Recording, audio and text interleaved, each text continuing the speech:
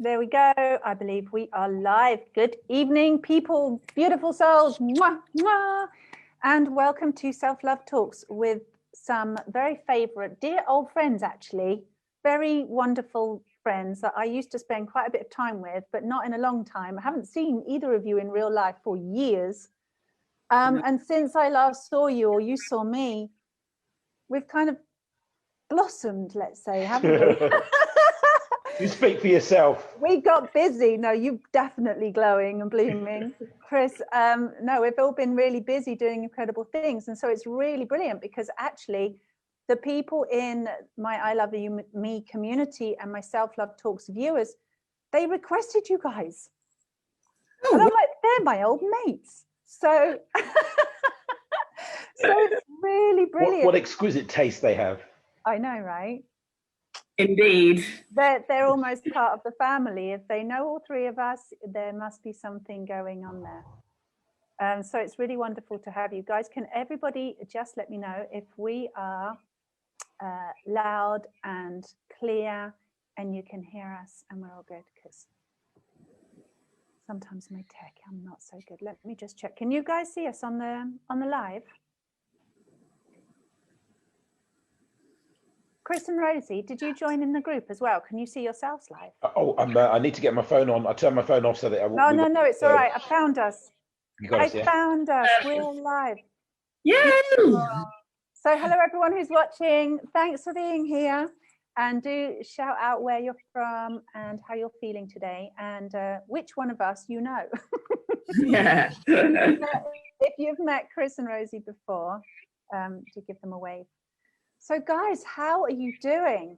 Like literally right now in this moment, what's alive for you? What's real for you at the moment? What are you inspired by? Ladies first.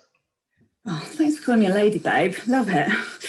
I can do an intro actually, to be fair. I missed the intro, I got really excited there. Introduce yourselves. Tell everybody what you are doing and how they can find you first, and then we'll do the rest. Okay, cool. Hello, everybody. Lovely to be here, and so lovely to be here with you, Tara.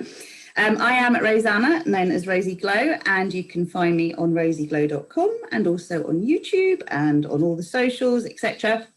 Basically, I've been calling myself a multidimensional success coach even in the last few years, but you know me from yoga teaching days and, you know, doing other bits and bobs. But essentially, I am in a place where I'm really enjoying having co-created the things I wanted in my life and just being like, wow, it's happened, and following a process over these years. And it's just been like teaching that now and sharing that with the world. So it's been a really beautiful few years.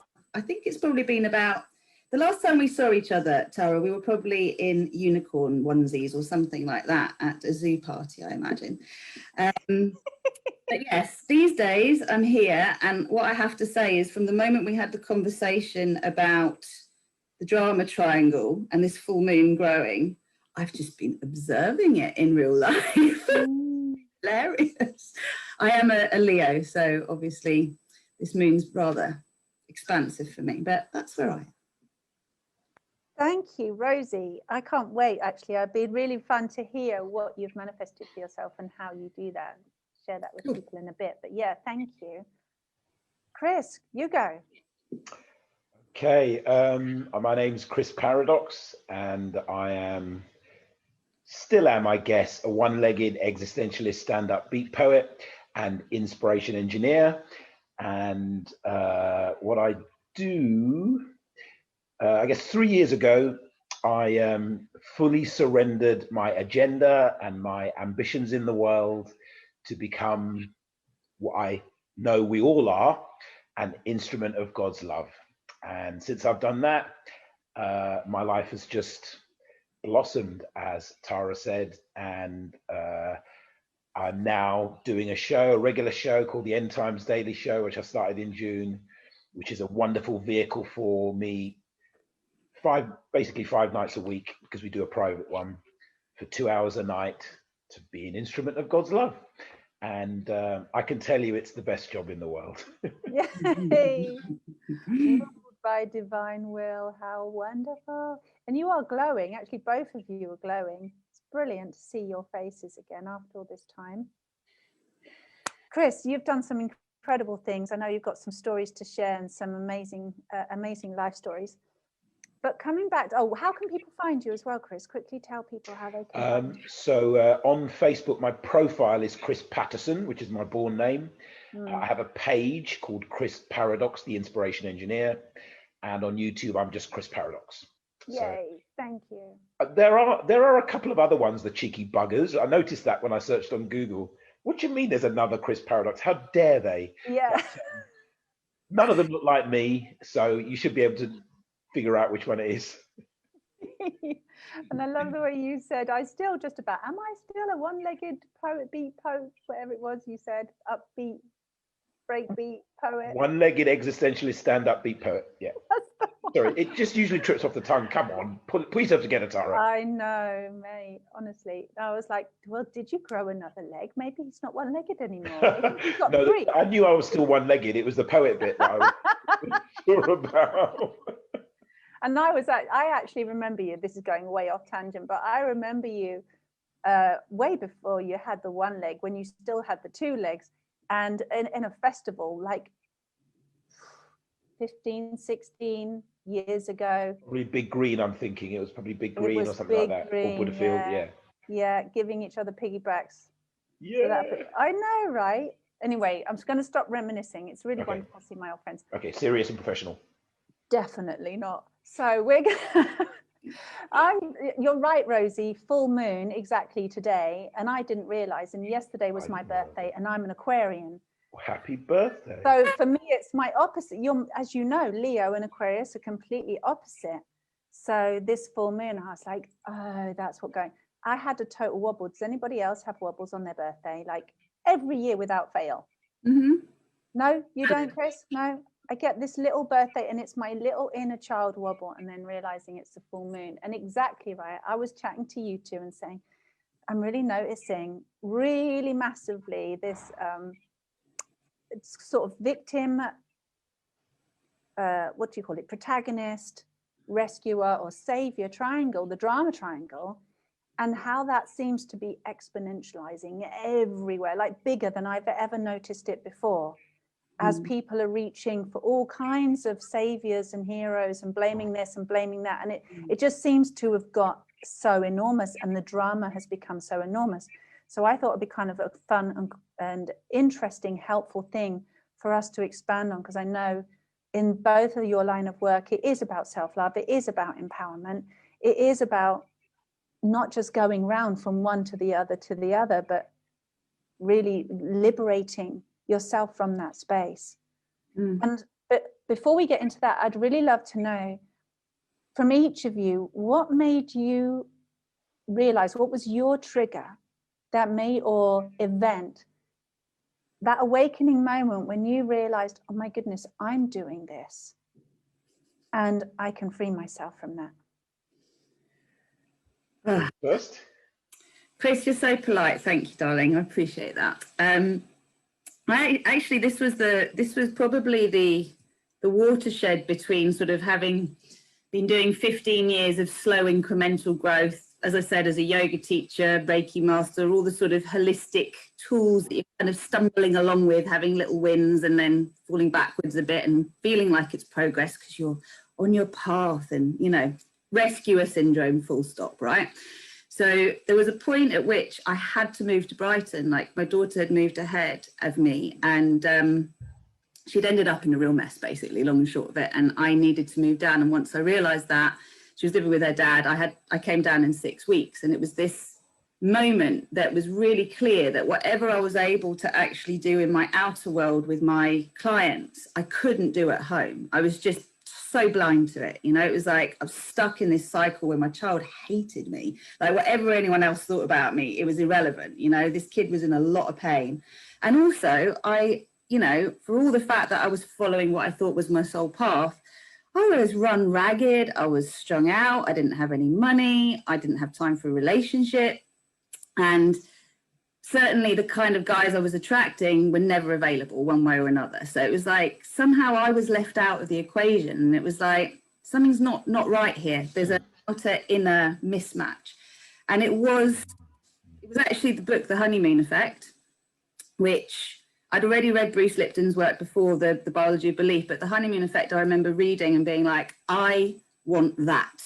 And it's told me what it is, but not how to do it. So then I was referencing all the people he'd recommended and looking things up, and most were out of my price range. But I came across my teacher, Susanna, and she was all about paradise, and she had this twin flame relationship, and I was invested. I was like, I want that. I'm prepared to do whatever the work is that I need to do so that my relationship with myself, my daughter, my life, my partner, whoever he is when he comes in, reflects what I feel I can achieve in the world, you know, what I do with my clients. And it was like that. It's almost like you've trained, and I did it in yoga. I trained for 10 years in Hatha, and then I retrained in Anusara, which means to flow with grace. And it was another, we're 10 years on from that, but I had to undo so much of what I'd done. And it was very frustrating, very humbling, but it structure to live in my divine truth. And I think that is so important, because you can't really get out of that pattern and that cycle unless you look at the circuitry that's actually creating that short circuiting. And that's what I've been learning and mastering and sharing. So that was it for me. Thank you, Scarlett. Thank you, my darling, for being my teacher. That's an amazing story, Rosie. I felt you really loads, really similar to me, actually. It's probably why we connected in the first place, similar paths. Really feel you. Thanks for that. Chris, when was your moment? If there is such a thing as a moment, there's probably loads, but a memorable one. Yeah, and props to Rosie there. Beautiful story and nice, honest, humble journey. I always look for that kind of very human. It was my daughter, you know, falls me into it. That makes sense to me. That resonates. So for me, I have this weird journey where, and I'll try to keep it brief, as we spoke earlier. 2001, I was managing director of an advertising agency, quite successful, married. My 2 sons living with me, read Conversations with God, and had a mystical experience which caused me to not be interested in money and material things anymore. That wasn't exactly what my wife had married me for. So wife left me. All of my friends at the advertising agency thought I'd gone crazy because I was talking all this spirit stuff. And I basically became a hippie overnight, from managing director of an advertising agency to hippie overnight. And in the end, my mum disowned me. Everyone just basically, apart from a couple of my friends, just thought, what's happened to this guy? And I ended up going to live under a tree in Battersea Park for 7 months and sell The Big Issue. And best thing I ever did, because the first morning I woke up basically, I know now that the choice to, when I went in, the night I went into the park, I said, okay, God, you've shown me who I am not. You've shown me that this whole world is an illusion, but you haven't shown me who I am and what I'm supposed to do. So I'm just going to live under the tree and peer. I can't live in this world, this false world. So I'm just going to live under a tree in a park and be a bum until you show me the purpose of my life. But I just said that. And when I woke up in the morning, I was in full mystical experience, loved everyone and everything, full of joy the whole time, peace, just enlightened basically. And I spent 7 months in the park making £60 an hour selling The Big Issue, because I was selling from shiny joy. I was the happiest person I know, loads of magic, miracles the whole time, the whole works. And purely just through surrender, just literally I surrendered my false identity. And I just said, okay, just show me what I'm supposed to be. And that was enough to give me that experience. 3 months in, at the age of 35, I started writing poetry for the first time ever. Never written a poem in my life. And poetry started to pour out, started to do open mics, got very successful or well-known very quickly, Paradox the Poet. And again, I know now that I formed a new false identity, which is Paradox the Poet. And so I lost my mystic experience because now I had another ego identity to protect and defend. And basically I spent the next 16 years trying to recapture the pure innocence, childlike wonder of being in the park, and did recapture it a number of times, but only temporarily, particularly after I lost my leg. I jumped off a cliff in Mexico in 2008, lost my leg in an accident, had another mystic experience of 3 months, same thing, for the same reason, surrender. I had to surrender. When I lost my leg, I was helpless. I was reliant on people sending me money, beautiful angels, Megan, Pachan, and Sula, I love you, saving my life. And so I had to be completely surrendered. And that's my story, is that it's always about surrender. That's why I say instrument of God's love, service is to me is the simplest way. But then again, same thing. I allowed a new identity to form, and so lost that kind of peak state. So my journey's been like that. And then, so talking about your moment, about over 3 years ago, I was doing online business and stuff like that, and all my businesses fell apart. My relationship fell apart. Whole life crashed and burned. Had to come back to London as I was homeless again, and live with my mum, who was, the queen of judgment and the queen of everything I've ever done has been wrong. And so it was a nightmare. I literally had to go and, as a 50-year-old man, go back to my mum's with my tail between my legs, for her to basically spend 2 weeks telling me, see, I told you you're no good. I told you you're no good. You and your dreams of this and poetry and then that. So I had to go back to that. And in the furnace of her judgment, I started reading Love Without Conditions by Paul Ferrini and The Untethered Soul by Michael A. Singer. And they were books I'd read years before, but they were they were books of surrender. They were just like, it's not about what your ego wants. It's not about what you think you want out of life. It's about what your soul wants. And your soul wants your highest good. It wants you to be joyful and happy, but not necessarily in the way you think you're going to be joyful and happy. And so I just surrendered again. My mum helped me to get somewhere to live, a little bed sit. And I just said, okay, forget the poet. This is why I said I'm not sure if I'm a poet anymore. Forget the poetry, forget the coaching, forget the inspirational talks, forget the business ideas. I'm just going to get a normal job and be a normal person. I'm going to give up all my bollocks, basically, excuse my French. And so I got a job as a care worker for autistic teenage boys, because they need male care workers. £9.40 an hour, just in East London, bulk standard. It was, and I wanted it because I realized I'd got so in my ego about I'm paradox to this and that I just wanted a normal job and just to be normal, live in a little bed sit and have a normal job. So I started doing that. And I quickly noticed that autistic boys are like horses. When I was in Mexico as part of a horse caravan where I lost my leg, I learned to ride and I learned about horses. And one of the things you know about horses is that they're telepathic. If you're in your monkey mind, or if your emotions are triggered, the horse will feel it and the horse will be difficult to ride. So in Mexico, I learned to calm my mind, calm my emotions, so that my horse would be cool and would be able to ride. And when I started working with the boys, I realized the same thing. If I was all up in my head or triggered emotionally, they would freak out. And one of them was quite big, and I used to have to take him to cinema and places like this, all these activities, and he could literally freak out and run into the street and die. And it just occurred to me one day when this nearly happened, that my care, the boy in my care could die if I don't take care of my own shit. That was the moment for me. And then from that point, I said, right, I'm dedicating myself to the practices that I know that I've developed and learned over the years to calm the mind and remain centered and present. And so I just started to do them hardcore all day, every day. And I've been doing that for 3 years. And now I'm in a place where I feel I've got a very high level of mastery over my thoughts and my emotions. I'm not attached or identified with my thoughts and emotions as much as I was. I still am. I'm not enlightened, but I'm functionally enlightened in that I don't suffer. If something bothers me, it bothers me for about 2 seconds, and I know exactly what to do to come back to peace. So I consider myself functionally enlightened, in that I might as well be enlightened for as much as I suffer.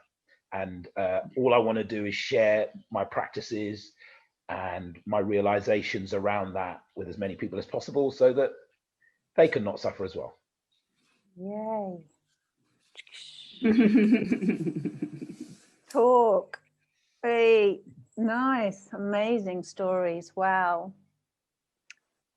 And listening to you, I'm like, it's the same for me. I could tell, so, my life story of all the times I realized, all the times I fell down the hole and went, oh, and then realize. And I even, like I was sharing with yesterday, the trigger that came up yesterday, it's so easy to just go, oh my goodness, I'm back in that loop. And I wonder if we could really spell it out for people from our experience, what that triangle is, what that drama is, and really how deep and wide it goes, because that's what I'm noticing more than ever before. So, for example, my inner child and my little inner child, she's going, I don't even know why. It's not logical, right? Big grown-up Tara's like, everything's fine. I'm super happy. I have everything I want. There's nothing I need. There's nothing I have expectations of, nothing, right? My conscious mind, my conscious heart, my grown-up me. Somewhere inside of me, there's this little me that's just going, something's not okay. I don't feel okay. Meh. And it's them. It's somebody else out there. I don't really know who or why. I just know that I'm the poor little one right now, and it's not fair. And we can all relate to that feeling, right? It's that little. And then it's like somewhere in there, it's like I want to, without realizing, make it somebody else's job to come along and sort it out, to come along and do something that's going to make it all better and cheer me up. Could be anything. And then there's the part of me that's also then blaming somebody. But then there's another part that kicks in and goes, well, no, I shouldn't blame, because I'm bringing it up into my logical mind. I don't want to blame someone. It's nobody's fault. I'm not really blaming them. This is illogical. I need to just rescue myself. I'll take care of myself. And then there's another part that goes, but then actually, you know, I don't want to have to do it myself. I want somebody else to do it. Do you know what I mean? And it's all these little, we've all heard those voices. We all know that. And it comes up again and again. Now, when I can take a small example like that of what happened yesterday for me in a short period of time, like a little nutshell, but then go, okay, is this happening? Where else is this happening? And this is where that extrapolation happened for me, because I was like, isn't that what we're doing with all of the bad guys, the governments, the cabal, the whatever we want to call them, the Illuminati, whatever words we want to call them, and it could be either side, it's this side or that side. It's the reds, it's the blues, it's the lefts, it's the rights, it's the Americans, it's the Chinese, it's the whatever it is, all right? Or it's the blacks, it's the whites, because that's been really massive in the last 12 months, hasn't it? And it's just like, it's like somebody is the victim. And then when somebody is the victim and, you know, or it's, you know, this is actually quite a hard one to say, because it's true, children are victims. But I think to some degree, without us realizing, and I'm going to be curious and open about this. This isn't a statement, right? I'm wondering if we're also doing this. And it's a little bit contentious, because it's also true. Children are victims and need to be protected. But is there something in us that's identifying with saying, okay, there are these people in the world, these disadvantaged people, these young people, these children who are suffering so horrendously, and something in our inner child relates to that, or something in our own inner victim relates to that, and then wants to almost use it to blame someone and then to make someone else the savior. Are you with me on this, guys? Yeah, I've kind of jumped into the big global political, everything that's going on currently, or has been going on for that since last March. Yeah, I'm bursting to speak, but I'm going to go speak. No, I'm going to. You go. Honestly, go, and I'll complete after. Seriously, go for it. Go. You sure? Yeah, absolutely. Okay, so there's one word that describes what you just said there, Tara, and it's projection. It's all projection. The world is a mirror. This is what my understanding. The world is a mirror, and so everything that happens in the world, the good guys, the bad guys, the black, the white, all of that, it's a reflection of what is happening on the inside. So you described it. We all have, Jamie Cato put it best, we're all a wise guru in charge of a mental patient. Yes. He does. The mental patient is the little child, wounded child, it's called in some traditions. I heard a good one the other day. In 12 steps, they call it King Baby, which I think is the best one. king baby is because it basically, it's like a wounded child tyrant. It runs the show from its pain and fear. And this is the real issue. It's, even though we've been through our own journeys and we have our ups and downs, fundamentally what I've discovered is that healing is about facing up, walking through our fear and being with our pain. We all have wounds, if you want to call them that, blockages, impressions, samskaras they're called in the Indian tradition. So every time somebody judges you, or you feel attacked or judged or abused or anything like that, it's held in the body, usually because we don't let it pass through us. So it's held in the body.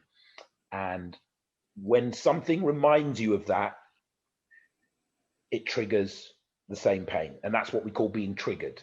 And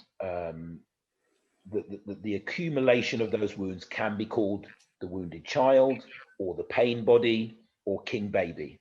And we've all got that. And true spiritual practice is about dissolving it, releasing it, and healing it. And that's the thing I've been doing for the last 3 years. And that's what creates the effect. It's when you're triggered, it's actually an opportunity. And I know you know this, it's an opportunity to heal, because you can't heal the old stuff until it comes into consciousness, comes into awareness. And how you heal it is by bringing pure, unconditional love, or witnessing consciousness to it. That is self-love. You love yourself by accepting and allowing all your bits to be. And if you allow them to be, and don't try to change them, suppress them, indulge them, project them, that's the blame, that's the projector. I feel bad because X did Y, even though that bad feeling was in there long before they ever came along. So blame is never appropriate because people can only trigger what's already in there. And then you have the self-critic. It's because you always mess up. You're never going to be happy. No. So you've got all these characters. You've got the perpetrator, the savior.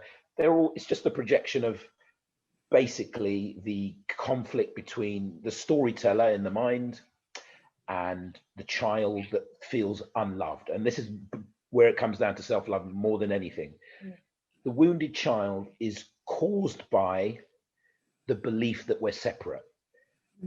Fundamentally, when a baby is born, separation anxiety, it spends 9 months in the womb.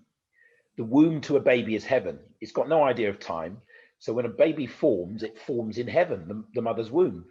It's perfectly protected, doesn't even have to breathe, doesn't even do anything. It's the equivalent of heaven. And the birth process for a baby is, I've just been kicked out of heaven.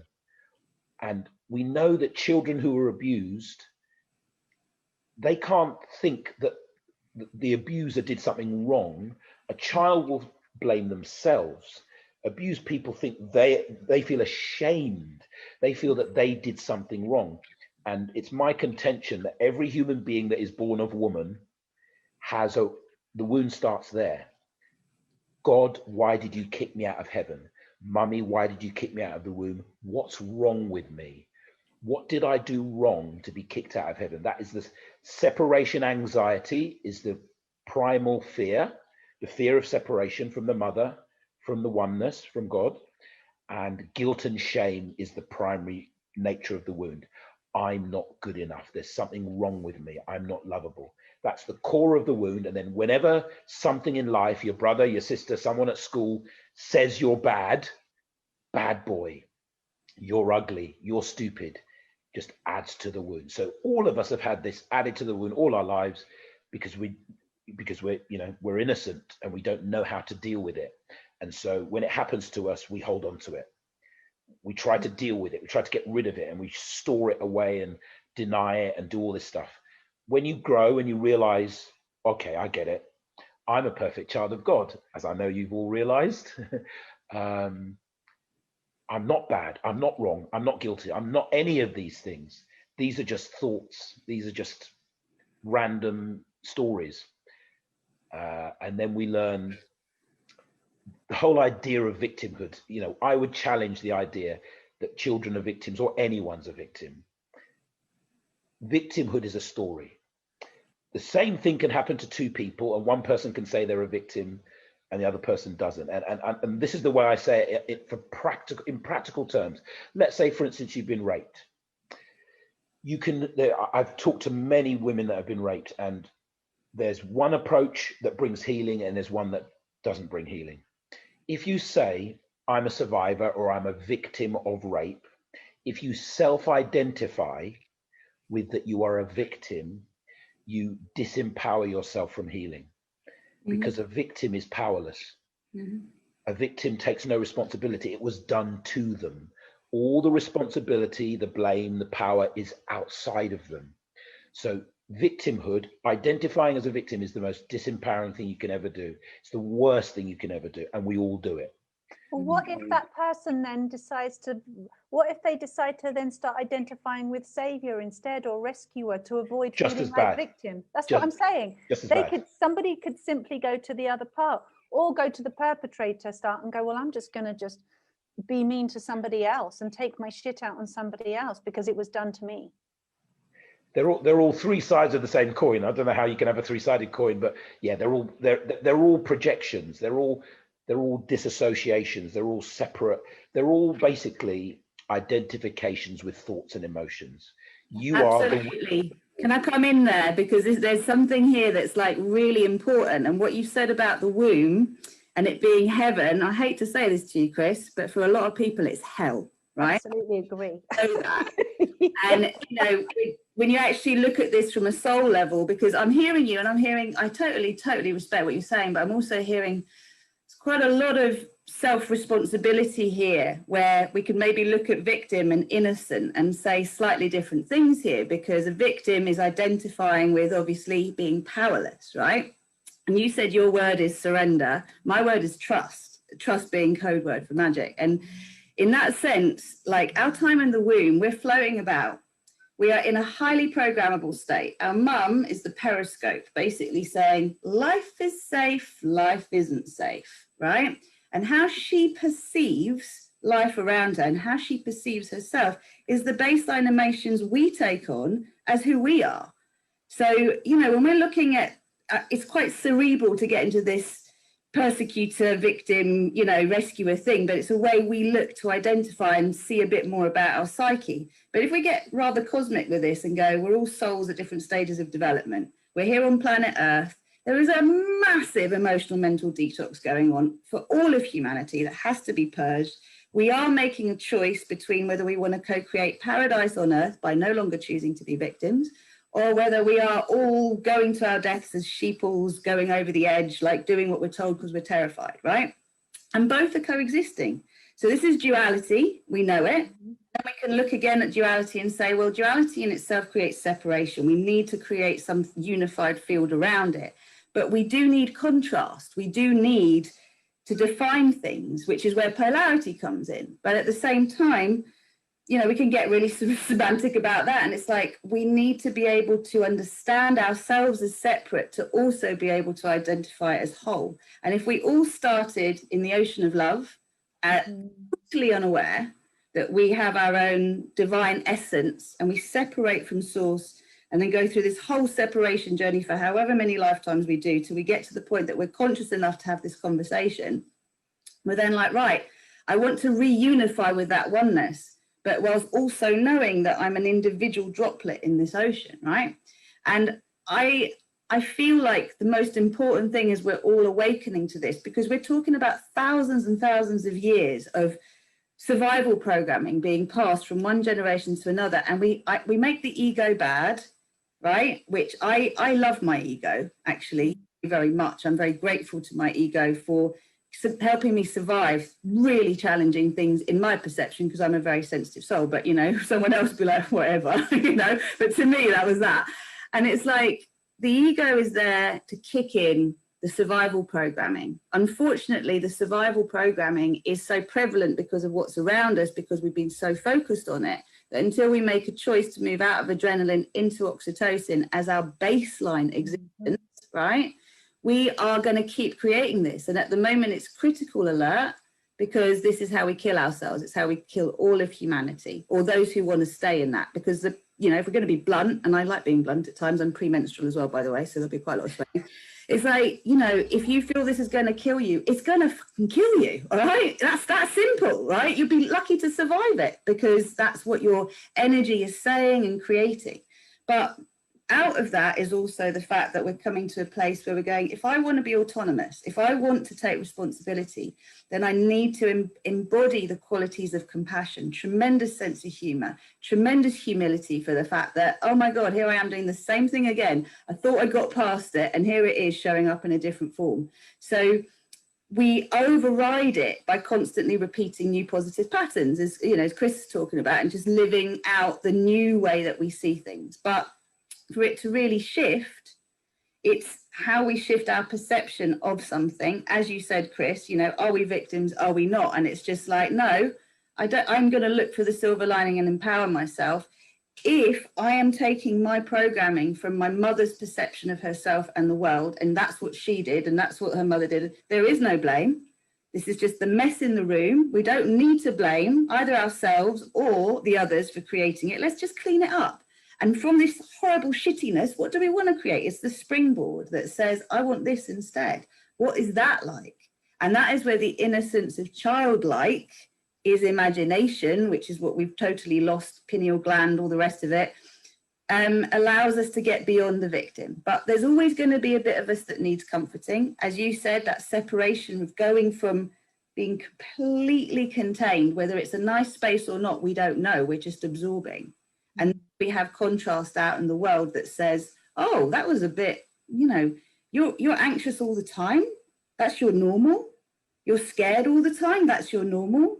And how we repattern that is what we're all talking about. But I don't believe we can do it with our minds. It's that surrender to the heart and basically going to everything. Boom, again. Couldn't agree more. Well said. Well said. Can I just clarify a couple of things? The metaphor of the mother and the separation, very crude. You're absolutely right. I'm a big fan of Gabor Mate. I know all sorts of things can happen in the womb.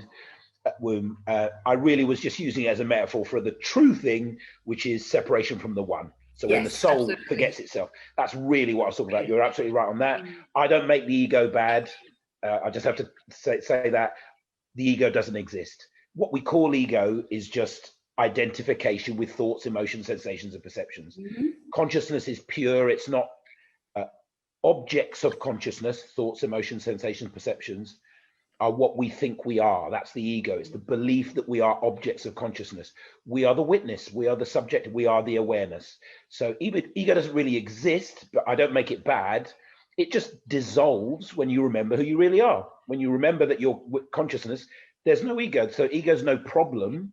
It's just when you think you are your thoughts and emotions, you act in egoic ways. So I don't make the ego bad. It doesn't exist. Just wanted to say that. I agree. And I think it's a three, like when I talk about being multidimensional, right, I'm talking, for me, that helps me understand there's a third dimensional world that's fear-based, right, which is kind of what we're talking about. If we look at the brain even, and we say you've got your reptilian, you've got your limbic, you've got your neocortex, right? So you've got... no, we're not going to talk about reptilians.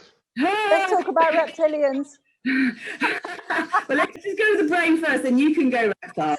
But the fact that there is an instinct within us that is there for us to basically get out of the way of true and impending danger, that's what I would call the ego, right? That's what I identify as the ego, right? Okay, yeah. Yeah. Can I say something on that? Yeah. Okay, yeah. So absolutely right. The survival instinct, as you pointed out, it's built into the body. It's good. But it was built for physical danger, to protect the body. What's happened is the ego, the identification with thoughts, has hijacked the survival instinct, and now it's to protect itself. So basically, our fears are almost all psychological and emotional. I don't want to feel upset. I don't want to be triggered. I don't want to feel humiliated. I don't want to feel lonely. I don't want to feel unloved. They're all meaningless. That fear of the ego is what causes all of our suffering. There's nothing to be afraid of for the ego because it doesn't exist, but it's hijacked the consciousness and the survival instinct of the body to protect itself. Yeah. It's a phantom. It's a phantom. In this practice, you let go of all the ego's fears because it doesn't exist. You don't need protecting. You're a divine being. You don't need protecting. Only the ego thinks it needs protecting and needs to survive. So I would say that it's hijacked the good survival instinct, which is there to protect the body for its own nefarious plans, even though it's not bad. Yeah, no, I love it. I love the way you've said it, because it's kind of like that kind of takes us into the mind and a sort of mystical 4D and all these things we create that aren't really real. But when I go back to Tara's original question about, you know, here we are, we're all right in our lives, right? You know, so I did a post the other day about, can you have a shitty day in paradise? And it's like, everything's okay. I don't need anything. No one's in danger right now, right? I'm happy. I'm married. I've got this great relationship, a house, everything's lovely, kids okay. But there's that sort of like, something's going to go wrong. Something's going to go wrong. Something's going to go wrong, right? And, you know, there is that physical, this thing that you're talking about, which is all imagined, has come from that original, like, shit, the saber-toothed tiger, right? It's coming and it's going to get us. And it's like, now how do we pacify that? And how do we allow ourselves to go, oh, it's okay that this has come up? Because as my osteopath said, your modern brain can talk to that part and go, really, it's okay to just enjoy. But if you have stories in your ancestry, in your bloodline, in your soul consciousness, which we all do because we don't go from unified to separate to then whole again, without having a story or two of struggle and suffering, right? And you're like, oh, but, you know, last time I was really happy and all things were good. The rug got pulled from under my feet and this happened and that happened. And I bang on about the fact that my great granddad was, on my maternal side, he was a manager for a bank in Smyrna, which southern part of Turkey, was a Greek colony. And basically when the Turks invaded, he was beheaded. He was beheaded, and my great grandmother fled for her life when she was pregnant with my maternal grandmother. And, you know, my maternal grandmother, my mum, me, we're like, you know, our baseline is anything could happen, right? And it's been, you know, when we think about the Holy Grail, we think about the things we want, what you said at the start, you know, what you want. And the things that you go for aren't necessarily what are going to make you feel whole and oneness, but you're going to go towards them. And as you go towards them, you will encounter whatever happens to help you reorientate towards your true goal, because all paths lead to Rome, right? And it's like, however you go, but you need that Holy Grail. For some people, it's the relationship. For others, it's money. For others, it's a baby. For others, it's, you know, success in being a celebrity. But as you go towards it, you realize it's never going to give you what you want. And it's that integration inside that's like, oh, I am responsible for being my mother. I am responsible for being my father. I am responsible for nurturing the creativity that I'm blaming other people for taking away because I don't have the time to do. And when you realize how powerful you are, as I know I'm preaching to the choir, it's just like, oh, wow, I better really, really like pay attention to those things I'm creating because it's all energy and it's always attracting. You is wise. You is very wise. I You like are that. I like both that of a lot. you. I Very love wise. And I'll just say one thing on the, because I think the question in there was, when the I'm afraid of thing comes up, that might be ancestral, it might be whatever, how do we pacify that? What I would say is, we don't need to pacify it. Fear will always come up, whether it's ancestral or in this life, or if you have a perfect husband, everything's fine. Fear is always going to come up. It's just a thing in the universe. The point is that fear is a cloud and you are the sky. You're not standing on the ground. It has no bearing on you as you really are. You are God, basically, and nothing touches you when you know who you really are. So it's all about identity. It's all about identity. And any true practice, all it is practicing for a little bit, a lot a day, being the witness. Because then the fear can come up and you go, oh, there's fear. Hi, fear. There's pain, there's shame, there's guilt. Hi. And that's it. You don't have to do anything with any of it. You don't have to do anything with the witness, with the ego. You don't have to do anything with the fear. You just have to know who you are and abide there. And if you abide in your center, in your source, fear, ancestral, this, that, and the other, they can do what they want. Guys, now take this, everything you have said, and plop it into the context of what we've been dealing with for the last 10 months. where people are not knowing what to believe in. They've got one group of people saying this is the truth and this is what's going to happen in the world, and then there's another group of people saying no, this is actually what's happening. We're going 3D, we're going 5D, we're going 4D, there's whatever else is going on. Or we're all, you know, there's a terrible plague and lots of people are sick and you've got to have their medicine to, you know, or not have it because that also might hurt you. And you see what I mean? It's like when you take, we can take this, which sounds really like, oh yeah, I get that, I can do that. And then plop it into the global situation that most people are struggling with right now. Mm-hmm. How does that factor? What does that look like? Rosie first, because I want to then look like the smarter one by coming after her, because she's done it to me twice now. I've got a very limited thing to say on this, which is simply like, from the perspective I see the world, everything's coexisting at the same time. So all realities are different timelines, you know, like different movies we watch, whatever we bring our attention to, we energize. The more we energize it, it goes from thought form to plasma to physical reality. And we've got a lot of different agendas. If we want to go ET about this, let's say there's 22 different extraterrestrial experiments going on this planet right now. We're all being fucked with, sorry for swearing, right? And it's like, don't apologize, you're allowed. But when it comes to it from a physiological and epigenetic perspective, you know, we have the fact that we know fear will attack the immune system. It will make us way more vulnerable to anything, whether it's man-made or whether it's come from nature. The more we attribute that it's got power over us, same as the victim thing again, we need a rescuer, we need to blame someone, exactly what you said at the start, Tara. So where do we go with this? Well, isn't it interesting that you have these different factors? You've got the mainstream media, you've then got the alternate media, you've then got quite a lot of different beings, entities, as having all these different ideas, but most of them are creating fear. There aren't a lot of people on either side that are actually going, you know what, this is all right. It's okay, let's find that place under this, because, you know, you've got the anti-vaxxers and, you know, I'm not into this as a solution at all. There is this possibility. It's one model of, I wouldn't call it healthcare, but one model of public health. Is it the only? No.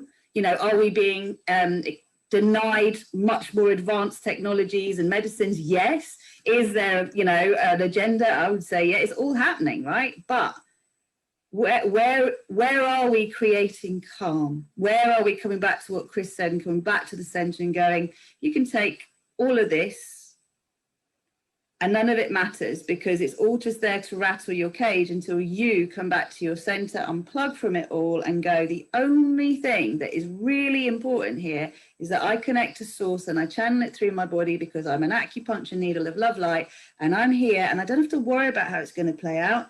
I'm just going to channel that light through the grid and everybody is going to pick it up who wants to, and we're going to bring more light to this planet, and then the shadow disappears. How it plays out, I have no idea, right? But it all has to, because if we don't want to keep recreating the past, we have to shake it out like animals do, the true terror that's been going on for thousands, millions of years, and go, no, we're no longer a prison planet. You are no longer siphoning off my energy to do what you want within the Star Wars era. It's Star bloody peace now, and we are creating it because there's enough of us who have realized we are co-creators of our reality, and we're not going to play anymore that game. We're game makers, and that's why we're here.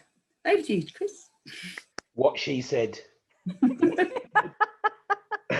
I will add some other stuff, because otherwise there's no point in having me here. You might as well just have Rosie. No, there is. We can just look at you and enjoy your face. Oh, that's lovely. No, yes, spot on. Absolutely spot on. You know, when I started my show, I called it The End Times Nation, an oasis of sanity in an insane world. And I started it because of exactly what Rosie said. It's like everybody's either, oh my God, it's the cabal doing this, fear. Oh my God, COVID's going to kill us all, fear.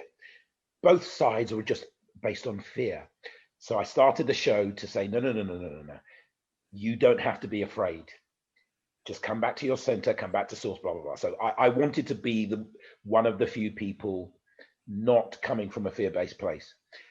A year ago, before any of this started, most of my Facebook posts were, fear is the mind killer. Fear is the problem. We're so afraid, but we don't admit it. This is going to be our downfall. don't be afraid, love, be happy. That's what all of my Facebook was about. And then COVID happened. And it's interesting from my point of view is that it's been like an experiment in fear, which is my #1 favorite subject, because fear is the absence of love, and love is my favorite subject. So I love the both of them. And it's like an experiment in fear. So what I noticed is that lots of people that you probably know as well, from the old countercultural alternative festival scene, who, you know, seemed very enlightened and had a lot of countercultural views, a large group of those, particularly the ones that also feel leftist in their politics, were full-on coronaphobics. They absolutely bought into, this is a terrible thing, and these are people who never believe the mainstream media, and all of a sudden they believe in the mainstream media. Who never supported government, and all of a sudden they're supporting the government. It really shook me, and it took me a while to figure it out. But these really super alternative, super countercultural people going along with the mainstream media and the man, and I was like, what the hell's going on? And then I realized what it was. It's like unowned fear. It's like you go with the coronaphobe, the sort of what you would call the herd. You know, the mainstream position, the herd position, is the safest.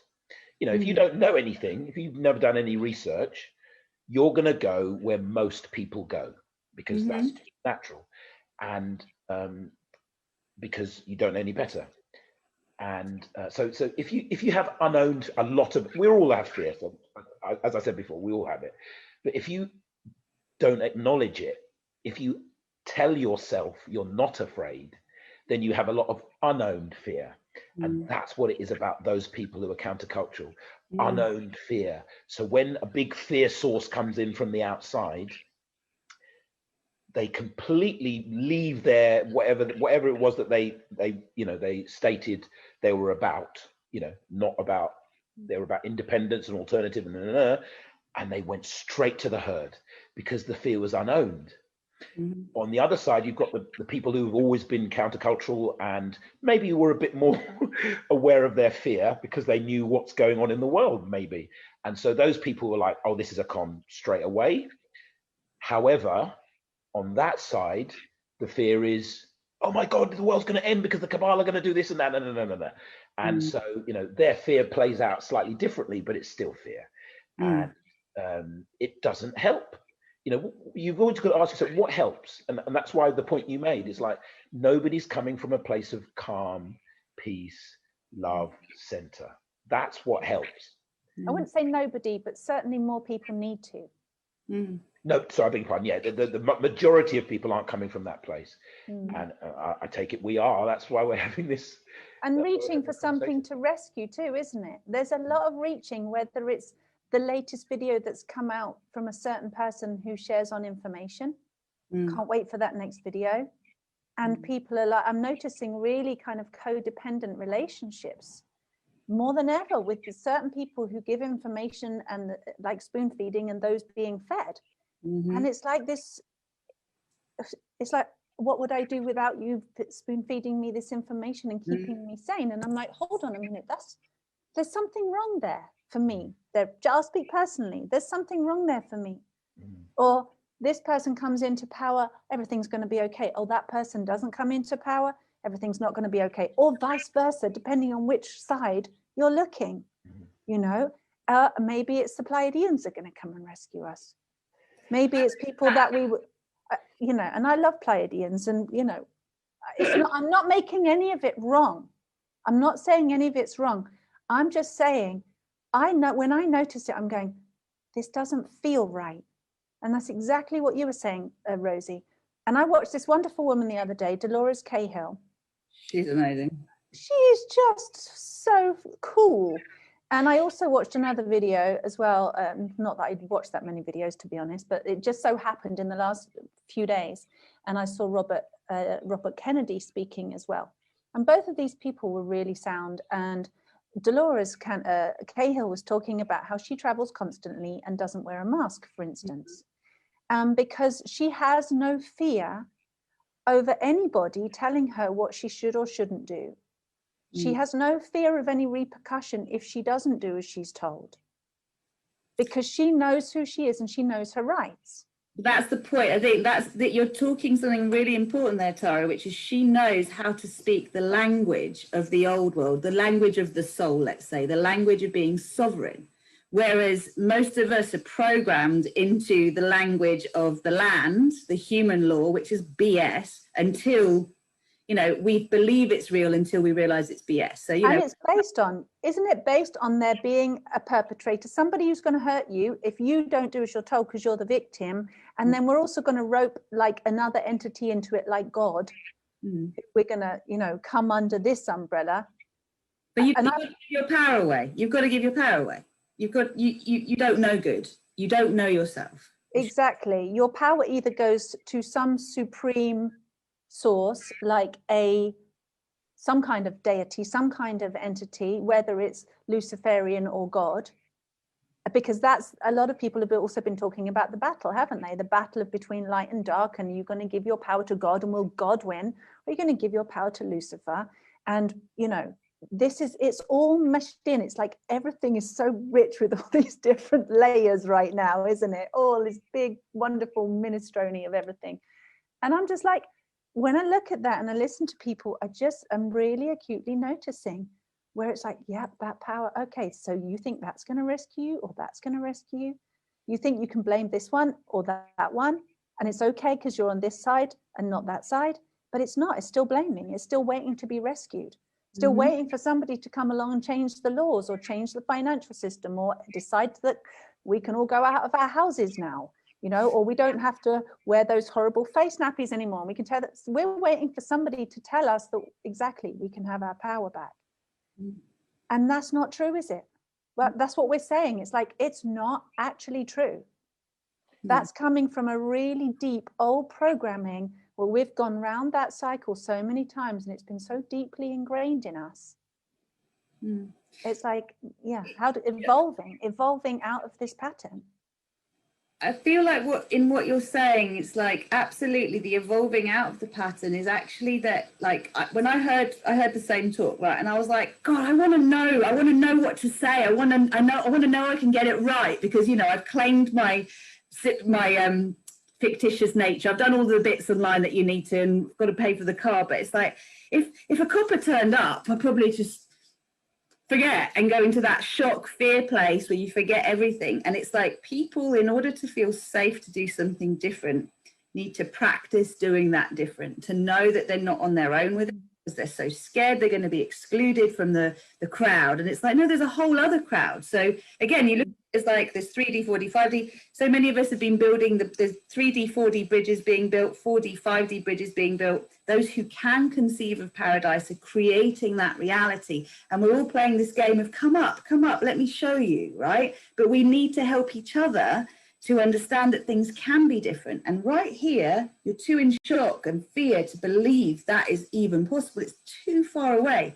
But if we can build the steps, all the different languages, the ways we share it, it's the same thing we're saying. We're just using different language to create that space between the reaction of fear that makes us compliant, that is the propaganda that then we feed into, to actually go, oh yeah, the thing I'm waiting for someone else to give me is right in here already. Oh, the ultimate spiritual teaching we all know about, right? And how can I master it? Well, in this physical reality, I am going to need to learn my soul language, the language of being sovereign, in order for me to exist and not be of it. And that's the invitation that we're all doing with different colors and glitter and stuff to pull, to invite the lure. Yeah, it's cosmic sales. So much good stuff, and I'm like, I want to talk about that, I want to talk about that, but yes to everything, what she said, what you said. On the Dolores Cahill thing, yeah, she's a legend. And on the common law and the maritime law and all that, and I think she said this herself, it's like, yes, you can try and learn, you know, don't say yes when a policeman says, do you understand? And there's some simple things, but that's much harder learning it at that level, which is quite superficial, of changing your language, than what you were saying about the sovereign, the original language. So to me, it's like, so I'll give my example. When I lived under a tree in the park, when I used to go on the tube, I felt like an outlaw because I was living under a tree in a park selling the biggest shoe, and I was an outlaw. And so I just refused to pay on the tube. And so I used to practice invisibility. And I know somebody's going to say, oh, I did that too. Because every time I tell this story, people say they've done it too. I used to do invisibility, and I just used to walk behind people through the barriers. And I've done it right in front of policemen, like right in front. Like at Brixton, they always used to have tons of police arresting people. And I've done it right in front of them multiple times. And that was when I was in that state of surrender. And to me, that's why I keep going on about surrender. Surrender is the shortcut to the fourth dimensional, learning all these ways, because there's a part of you that knows what to say to the policeman. There's a part of you that knows exactly how to come from the non-victim place, the non-savior, and everything you were saying about the savior thing. Whether it's Jesus' second coming, the angels, science and technology, vaccines, it's all savior. It's all power outside of self. There is no outer authority. That's the simple way I put it. There is only one authority, and that is the source within. So any desire for anything outside yourself to save you is part of the lack of knowing who you are. And that who you are is all you need. It's all you need. And that's why if you can surrender to that and not be identified with your beliefs and ancestry and emotions and whatever it is, and you can do it in any moment. It's not, you don't have to be enlightened to do it. It's just each moment that I teach a practice, it's called making a home in the breath. And you just, in between the out breath and the in breath, that null point, it's there. Peace and eternity and love and everything you want, it's just there. And I just do that all the time. And that's what I tell them, just do that all the time. And that is surrender. And in there, I would call it God, you can call it spirit, you can call it the mother, you can call it whatever you want. It doesn't give a shit what you call it. It comes up and it just speaks through your mouth, looks through your eyes, knows what to do. It's like, you're not the doer. I'm not the doer anyway. This is the doer. And the more you just relax and stop trying, the more it takes over. And that's how to do it. It's like you're not doing it, you're letting it be done. Absolutely. Hallelujah. I think we sing from the same hymn sheet there. I'm always saying to people, or just, you're being breathed. You're not doing life. Life is doing you. Exactly. But we get so confused. We think we have to do life and make everything and do everything right and take responsibility, which we still do. Responsibility of receiving the gift that we've been given on our birthdays and going, oh gosh, I'm mine. Yeah. How am I going to look after and love and enjoy this me? But it's really just surrendering and receiving what we're being given and going, oh, something else knows more than me. Something that's been breathing life onto this planet for literally billions of years knows something about where I need to be and how I evolve and what's best for me, way more than I can compute up here in my little head, or what script I can learn, or what positive affirmation I can learn, or whatever, or what I can stick in my arm that I think is going to sort out all the problems. It really is, isn't it? Just soften into that breath and be breathed. And through that as well, for me, that's the beginning of the unraveling of the conditioning. Because you guys are talking about in the womb and in the soul, and you're talking about ego, Chris. And I'm like, I literally see these inside people. And the ego to me looks like a little chip. Like if you could have like one of those memory storage things that you plug into your, with a USB that you plug into your computer and you upload a program. So now your computer can do this program. That's how I see the ego. And it goes into the left hemisphere of the brain, round about here, above the ear. And it just goes in there, clunk. And I don't know why, but I see it in blue. It's like an electric blue color, maybe, I don't know. And it's like, then it just installs into the brain and into the mainframe and into your hard drive and into every single system inside your body that you are separate. And once you take that out and the program of separation is erased, people trying to take their ego away or get rid of the ego, then it's like, well, you'll just go back to source and you'll just be light and you won't have a self. You won't have an identity. Innocent. That's the childlike state. Even though children have egos, it's innocence. It's like you're not thinking about you being the doer. It's just being done. That's why kids skip. I love watching kids skipping along the street. I was doing that the other day. Oh yeah, my body can do this. It's like, I call it divine puppet. It's like, it's that great feeling when you're not the one. There used to be this really big hill on my bike, and when I tried to ride up the hill, I couldn't do it. I used to have to get off the bike and push it. And then one day I just said, okay, I'm just going to let life do it. I know I'm not the one riding the bike. Life is riding the bike through me. So I'm just going to let life do it. And I just went up to the top, no problem. And it's like, I do the washing up that way. Just let it be done. And rather than thinking you're doing it, it's easier. A lot less stress, a lot less effort, a lot less pain. And it gets done more efficiently as well. Absolutely. You're just talking about receiving, really, because Tara, when you said, you just forget, you just go back into the oneness and you're just the oneness. That's what terrifies people. That terrifies right? Whether that's my ego or whatever, because my original fear was of dying as a 4-year-old. I was terrified of dying, the idea of being nothing. And my family would tell me about Jesus Christ and that you go to heaven. But I didn't trust these adults anyway. I didn't feel they could keep me safe. So whatever they were telling me was not right? And it was that fear of landing in an empty hole, an abyss, which, maybe we understand that as purgatory, somewhere in the 4th dimension, part of our soul's growth, whatever it is, but I remember it. And that's what I thought not having an identity was, right? And it's like, well, if our higher self is the us, that the soul consciousness that already has what we want, and is helping us to create that as a vibration. It might not look the same on the surface, but as a vibration, it already has that, and it's teaching us how to align with it. And if our surrender within is, because we've got all this conflict about surrendering to a higher power, surrendering to God, or it's there in the external authority things. Well, no, you're surrendering to the you that already has what you want. You're surrendering to that one unified field that you belong to, but you also like knowing you're separate from it. Like the yin yang has that form. It's never either or, it's and this and more. I mean, I'm full of cliches because they're just they plug you back in to what I would call the sphere of compassion, which we can call the field where everything is coexisting, but we can't do it. We need to be it for it to come to us. And we're all saying that in different ways.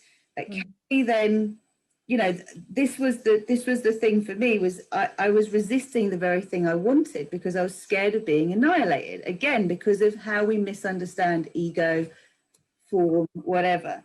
And so much of fear, and with, fearless, empowered and free to be me is my course, right? That's what I kind of teach you. So being fearless is what I'm all about. I'm still terrified of snakes. No one near me, like that, if it's around my neck, I know it's there, that's fine. But if I'm going to tread on it out, you're not seeing me in Costa Rica, love, because fight me, right? And that's the truth. Is like, we're wounded healers. We're aware of the fallibility. We get the oneness, and we still trip up every day. When we, if in doubt, breathe out, let ourselves be breathed. We remember again. How often do you find people say to you, I just want to be calm in my mind, and then they're calm in their mind and they immediately feel that something's wrong, right? Do you see that resistance is always there? And it's like, okay, that's going to be your new normal. How does that feel? And that's what I think people do. We long to be prepared a bit. Have you read ET 101? Have either of you read ET 101? I read it when I was in the park, or just before I went into the park. Love that book. The best book, right? Like, hilarious. Like, I've read it twice in my life, again, once before and after the shift, but it's all there. Yeah. Like, we just want a little reminder, and then we can deal with all the mysticism and curiosity on the way. So I'm just checking in with our audience. Guys, what are you thinking of these two? I've got a few comments here. I only get to see the last 4. But Sonia is saying, I'm appreciating all of your insights. And then somebody else whose name's just disappeared said, I'm really loving this. Are you following us? This is incredible. So the last point was about coming, I think that I heard, coming back into that place, surrendering, receiving, being in that, just that being that you were talking about, Rosie. And then there's the, okay, and now you've got to go to the supermarket and you've got to put your mask on. Or somebody in your, you know what I mean? How quickly it can pull you out. Mm-hmm. Or how it's a bank balance thing. Or it's a partner thing, or it's something that's going to pull you out of that place, because the state of the world, and you described it like your baseline is that fear, your grandfather getting his head cut off. I literally see this for people, and it goes back generations, by the way. It's not just one generation to your parents or your grandparents, it's a great grandparents, a great, and it goes on and on and on and on. And this, I just want to put this in quickly, guys. It's been mentioned here tonight, and it's something that's been with me the last day or two. How people say all the time, if you don't focus on it, it will just disappear and stop existing. And I have to say, from my experience, like, because what you focus on becomes real. So don't focus on your pain. Don't focus on something that you don't like. Don't focus on any trauma in the past. And this is what you were talking about, Chris, right? Because then you will just bring it up again and make it real. And if you don't put your consciousness on it, it will disappear. And I have to say, guys, that is one of the biggest spiritual bullshits that's going out there. And it's actually really the opposite. It's denial. So if you believe that, and there's something where you're going, okay, I'm afraid of death, so I'm just going to do everything I can, for example, to go and inoculate myself, or to protect myself, or whatever I'm having to do, because I don't want to face my fear of death. Mm-hmm. And you think that fear is going to go away. Mm-hmm. Or you think a trauma that happened to you in your childhood is going to go away if you don't talk about it. It's actually not true. These things get passed from generation to generation to generation to generation, and it keeps going indefinitely until it meets an edge. It's like you create a sound in the universe, ding, and it will keep rippling and rippling and rippling, affecting everything in its path until it meets an edge where something meets it and says, okay, I'm going to meet you at that frequency. And then it cancels it out. Mm-hmm. Right? You can put walls in the way. You can put obstacles in the way. You can all kinds of things. And it's not going to happen, because what's hidden in the dark, what's left in the unconscious or the subconscious, what's been tried to be buried on this planet for thousands and thousands and thousands and tens of thousands of years, or including our history, that I believe at some point is going to be revealed in the next few years for the masses, about where we actually come from, where we are seeded from, that we are more than, this little quarantine on a planet Earth. I believe that's all going to come out. But but we're only going to know this when we have the eyes and the breath and the surrender and that connection to that source, to that truth, to go, I'm going to take this, I'm going to be in that energy, and I'm going to go to that which terrifies me, that which I don't want to look at, my past, my history. I don't want to look at the traumas on this earth. I just want to, live in 5D. It's like, hold on a minute. You have to go there, and with full source consciousness, full self-consciousness, full unconditional love, presence, compassion, or all the words that you want to call it, and meet it. Meet it exactly where it is without trying to change it. And if we could all do that for ourselves, because it's a big ask to go and do that for the rest of the world and all the other people suffering. And that's why a lot of people are actually sick in the first place, is not because they're a rogue bacteria or viruses. It's because we're all overloaded with carrying so many other people's, like absorbing their energy field, absorbing their toxic thoughts, absorbing their emotions and their trauma. Like that little drop in the ocean, we're feeling everybody's trying to carry it for everybody, like you guys were saying, taking on that responsibility, and then going, well, let me heal the world, let me rescue others, because that's how I'm going to save myself or save the world. And it's not. It's really not, is it? It's like, hold on, what if each and every single one of us could face our own stuff, clean up our own gardens, like you say, clean our own yards, clean our own houses, no matter who dumped it on us, and actually just meet everything in ourselves that's dark or scared, in that fear that Chris was talking about, your worst fears, and meet that with your presence and your unconditional love. And what would happen if loads and loads and loads and loads of people suddenly started doing that?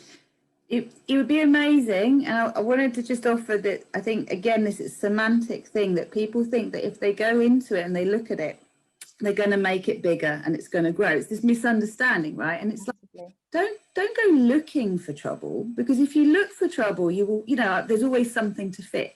If you have an intention, what is misaligned with that, what is not resonating with that, whatever your stories are that are in conflict, are going to come up. So that's what you meet with love, with tools you've got, right?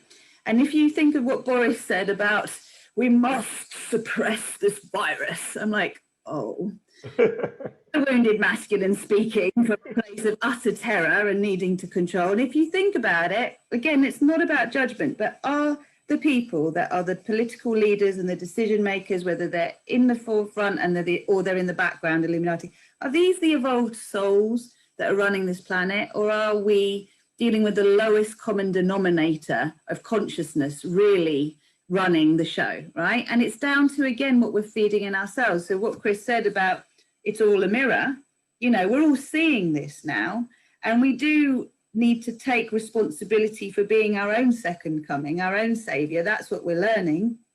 It's the simplest thing. Hallelujah. Yeah. Hallelujah. That's it. You carry on, Chris. Sorry. Take over, please. You did it again, Rosie. You said exactly what I was going to say. I love it. Yeah. So let's just put that stupid. If I look at it, it's going to get worse. I won't look at it, to bed. What you resist persists. What you witness disappears. It's the complete opposite. It's the complete opposite. What you focus on doesn't grow. What you witness disappears. What you deny carries on and grows. What you resist, it's like a festering tumor or a mold. Exactly. And the price of denial is pain. The price of denial is pain.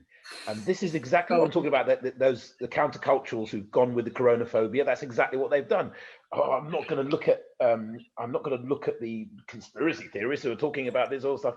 And the price of that denial, they're the ones who get corona. It's honestly what the other thing I noticed was I don't know anybody close to me that has got it or and nobody does really. But the people who I keep seeing posts, my dad got it, I got it, are the people who believe it. It's the people who are most afraid of it. They get it for obvious reasons. We know about the immune system, we know about stress, and we know blah blah blah. But the other thing, pneumonia. Oh God! But the other thing that really good point that you made when you were talking about Rosie, you were talking about the bzzz and the grandfather, and then you were talking about I'm all at peace, and then I have to put my mask on when I go to the shop, and stuff comes up. So this is the beauty of it, and this is there's a simple reframe that is really helpful practically for people with that. It's that when something something comes up, whether it's again ancestral or today or childhood. When I used to teach people, when I used to do my poetry workshop, and it was a workshop for expressing yourself and stuff like that, and lots of people don't like public speaking, lots of people are nervous. There's a nice little performer's trick I used to tell them, which is in line with what I'm about to tell you. And you'd say to people, when people said they're nervous, too nervous to speak, you say to them, nerves are just sublimated excitement. If you just relabel that feeling that you call nerves, if you just call it excitement, see what happens. And it works every time. When you think it's nerves and when you call it nerves, it paralyzes you. When you call it excitement, it empowers you. But it's the same energy. It's the same energy. So in terms of when triggers come up, if you see it as, oh, good, some of my old stuff is coming up for healing. So yeah, you're at peace, you're all good. Something comes up. It's not looking at it as, oh no, I've lost my peace. It's, oh great, an opportunity for learning.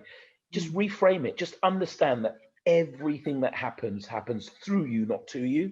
And everything that happens for your good.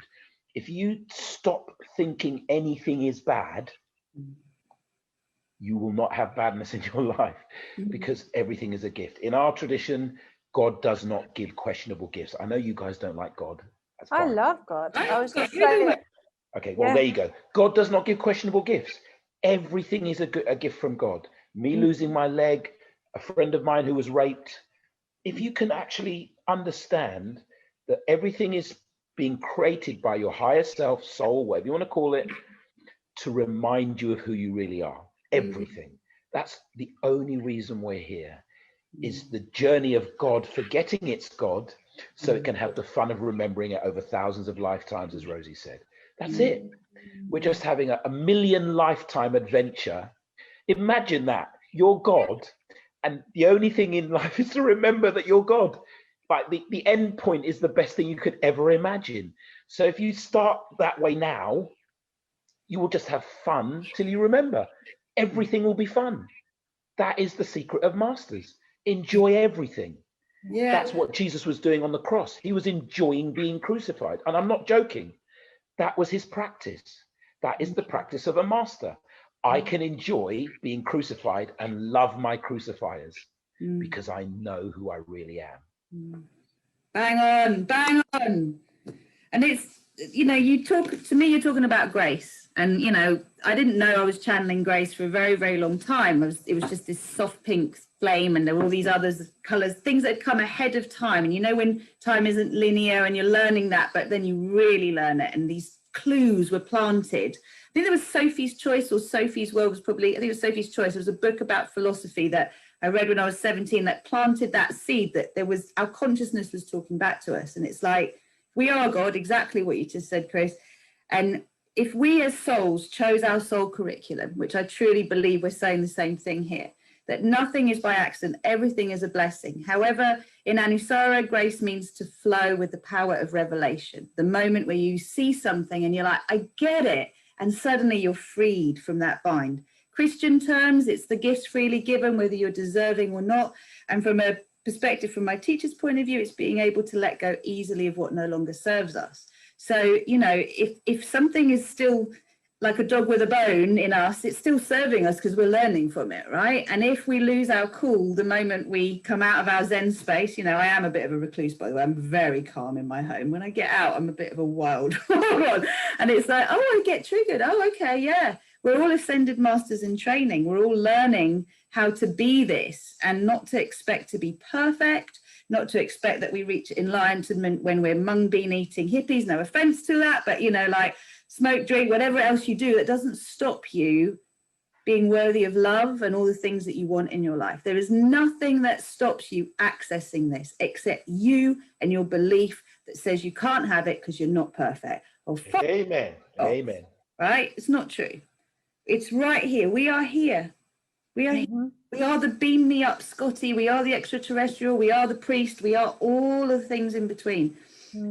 Idea that there's like 144,000, you know, you hear about the 144,000, you know, light bearers, but say there's 144,000 facets to the masculine element and 144,000 aspects to the feminine element in terms of our soul knowing itself and its full integration of diamond light body, whatever you want to call it. So, like, well, there's a lot of different bits of us to get to know, right? And we're not going to get to know them all in this lifetime. So whatever my agenda is, whatever I've come here to grow as my soul consciousness, to understand the other side of this, we start to move beyond karma, don't we? Because we stop the cause and effect, and we're like, oh, okay, I'm just learning more. I'm learning how to the other side of this. You know, if you even think about what we recreate, I came from a broken home. I couldn't understand how my dad would leave. And then I create a situation in my own life where I ask the dad of my child to leave so I can understand it. But there's all, you know, we do it all the time within real time of this life, but also between lives. So infinite patience. And yeah, absolutely. You say so much in one breath. Take a breath and you go, it's like, ah. It's coming on. Like, absolutely brilliant. Bang, bang, bang, bang. Hitting all the buttons, guys. It's an inspiring conversation. It really is. I mean, I don't often have this experience of I'm hearing so many things that I like and agree with and have another angle on. And, you know, and I just have to keep up. I have to try and remember this bit I want to say about something. It's great. I love it. Same. Try having a conversation with Sasha Stone and keeping up with him. That's that's like quite a thing. No, but you guys, honestly, amazing. So from that place, ending of karma, not repeating the same things, do we need rescued? Do we need rescued? Whether it's by a certain president or a certain financial system or a certain alien race or a certain, you know, corporation, do we? Okay. So the perception that anything is broken, we are broken, we need fixing, that's the problem. It's always about the belief and the perception, as we just said. If you are God, the whole game is, oh, I'm going to have these beliefs of separation, that I'm not God, and that I can be damaged, hurt, lost, die, blah, blah, blah, blah, blah. So I'm going to have all of these beliefs to make the game fun. It's like a thriller is only good if it looks like the hero's going to get killed, or you know what I mean? Yeah. It wouldn't be any fun if we didn't have these wrong perceptions. So it's okay to have them. It's no problem having them. But if you ask the question, nothing is broken. And so that we definitely don't need saving. We definitely don't need rescuing. We just need to be there. We just need to be present to it. Just be there and see what happens. Because again, you're not the one living life. Life is living you. So if you can be there and allow life to be there, looking through your eyes and having your unique gifts and talents, you know, each body mind has a unique genetic and biological and physiological gift. So what life wants is for you to be where you're supposed to be, but really be there, to watch, observe, use your senses, take in the information, and then allow it. Allow it, bruv. That's what they say in South London. It's a deeply spiritual saying. Allow it, bruv. Allow it. My sons say that. It's They're true. always saying, allow it, mum. Allow it, bruv. Allow it, That's brilliant. My kids say, allow it, bruv, to me. Oh, allow it, sisterin. Allow it, sisterin. Yeah, and just let it come out. And just let it come out. And you know, you just let it come out. It will happen. Can I tell you one story which perfectly sums this up? One life story, and it really is my best story, because it's when I read Conversations with God in 2001. My marriage was falling apart. It was just before my birthday. It was literally almost exactly, my birthday was January the 15th. It was almost exactly 20 years ago. Happy birthday for them. Thank you. And so I read, and the line was, I have sent you nothing but angels, nothing but angels. Yeah. And I remember dropping the book, and I literally had a rapture, a fit, an epiphany. And in that epiphany, I saw a cosmic dance between light and dark happening on the earth and all that. But more, what it was a heart opening. I just remember loving my sister and then loving everybody I knew. And then my heart was just loving the whole world. And I was in that state for about an hour. And when I came out of it, it was like Bobby from Dallas walking out of the shower and being a different person. That's what my wife said. I literally No one's old enough to remember that, Chris. Sorry. I do. Oh, you remember it? Yeah. No, I'm nice kidding. one, Rosie. I'm and covering up. But pretending. They made it all a dream, one of Pam's dreams, wasn't it? And then it was a different character. I was like that. So when I got up, I was like, I was literally innocent. So it was like grace, exactly as you said. It is grace. I have been talking about grace the whole time. I just didn't use the word. And I remember being pure innocence. It was like, oh, God has sent us nothing but angels. I wonder what nothing but angels looks like. I remember that was the question.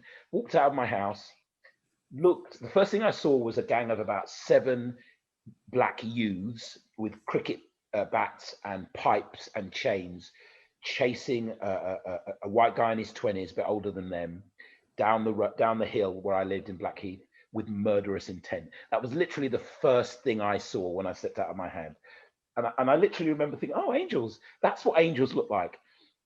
And my body was puppeted. This is the thing, nothing to do with me. I didn't consciously do this, but my body walked itself to intercept, because the guy ran into my next door but one neighbor's house, and I just got in there.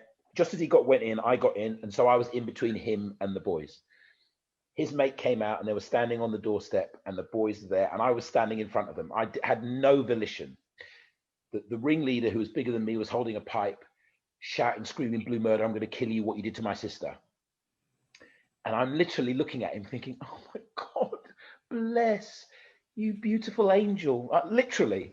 And when I say angel, I mean like not with wings, but with like a perfect newborn baby, just perfectly innocent, no judgment, you know, just, I was seeing him perfect like a baby.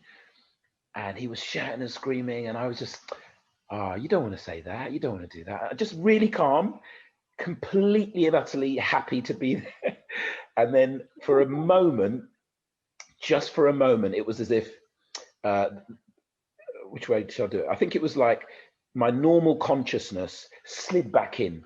So it was like it covered the consciousness of innocence, and I went to my normal consciousness. And for a moment, I actually saw him as a big black guy with a pipe who could easily hit me in the head and kill me in a second. And I shit myself just for a moment. It's like, ah! And then it came back, and then the perception came, then the innocent just came back, and I was fine again. So it was literally like that, just a tiny, and that's why I know it's all about perception. It's all about perception. Everything depends on how you look at it.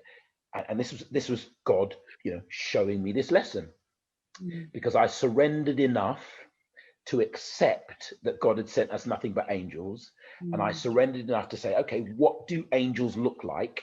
And I was shown murderous black youths, yet saw them as angels. And then I was given the perception of, now, if you have your normal consciousness of fear, what do they look like? Ah, I'm going to get killed. Bang. No, they're angels. Don't be afraid. So then, anyway, I carried on saying to him, you don't want to do this. You know what? If the police come, you'll get in trouble. Black kids. You don't want. I just kept saying that these things. I wasn't thinking about it. And then, as I said it once, there was a massive siren. Woo, woo, woo, woo, woo, woo. And I just said police, and they all froze for a moment like meerkats. And then it just chipped up the hill. They just blazed off. They just ran away, basically, because I just said police. This massive siren had happened, and they all just went, okay, we'll go. And it was a fire engine. It was a fire engine. And the guy said, oh, thank you, mate. Thank you. I think you saved my life. And I was like, oh, I didn't do anything. And I really didn't. I didn't do a thing, but my body carried me there.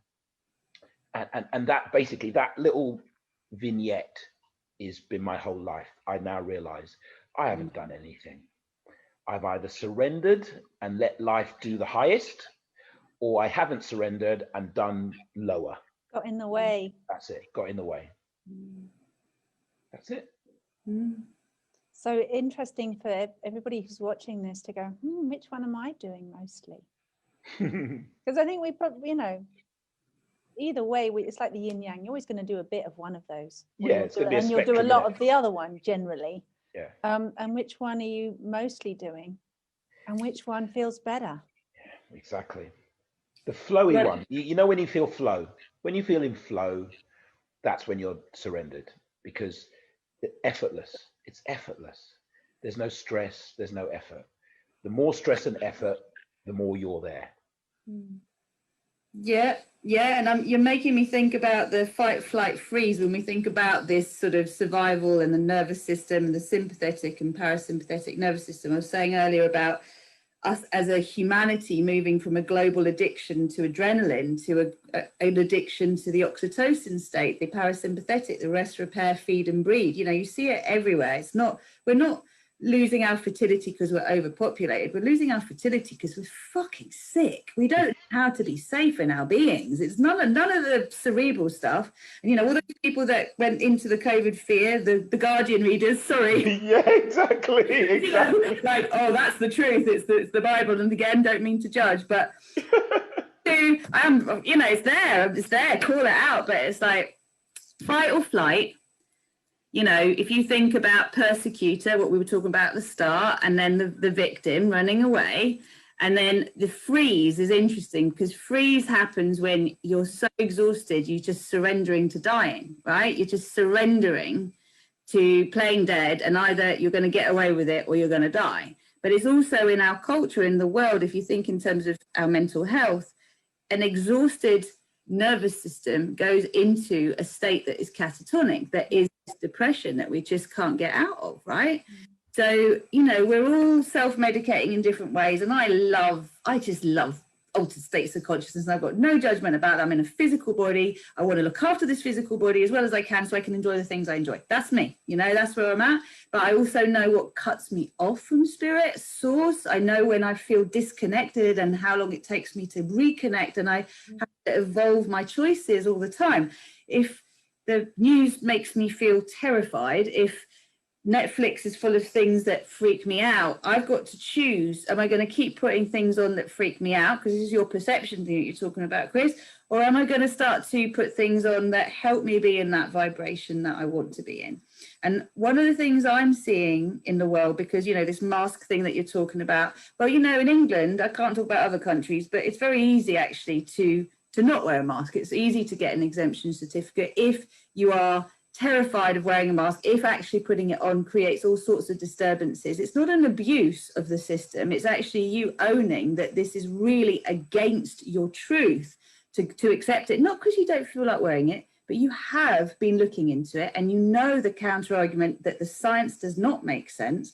I've got one particular client who may well be watching, Jackie, who has been an amazing job of facing her fear and being an advocate for her children, and literally turning the school policies around by holding the headmaster accountable, calling on the risk assessments, all the things that, you know, when we see things banded around, the converted are sharing a lot of stuff around, you know, with each other. And I used to think that was a waste of time, because I was like, they already know.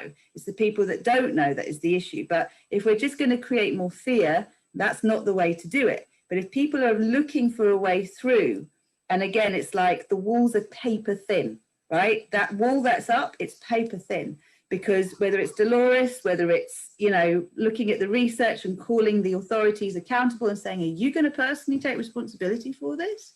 Where's the risk assessment? Where is it that it's okay to do this? It doesn't stand. It's only fear that makes it real.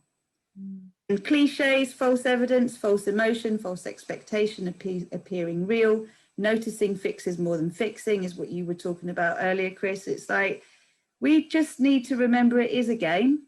It is terrifying. When we're in that moment of terror, we forget everything until we earth, we ground, we center, we call that miracle. That's what I do when I'm terrified. I literally call in a miracle, which I perceive as a shift in perspective that allows the impossible to become possible. And in that moment, I can be God. Otherwise, I'm a terrified, snake-fearing Greek. Beautiful. Well My done. kind of crazy. Thank you. Crazy like a fox. Crazy like a fox. No, absolutely. And in my experience of truth is never an anxious state of being. Truth doesn't give anxiety. Truth does not feel fearful. Mm-hmm. Truth, in my experience, the closer to truth I am, the more blissed out I am, the more beaming in that grace I am, the more surrendered I am. And there is nothing that I feel in harmony with everything, like what you were talking about, Chris. So anything, that's a really good measure of truth, because by its nature, truth has to feel good. Because if truth by its nature felt bad, we're screwed from the beginning and we don't have a hope. Okay. Exactly. And we wouldn't have existed this long if that were actually true. Exactly. Truth by its nature feels good. The better it feels, it's like whoop, True it is. bang on, you know, that north direction. 100%. When the better it feels, the better. It's a simple measure, and this is, I love this really, really simple test. How does it feel right now? How do you feel right now?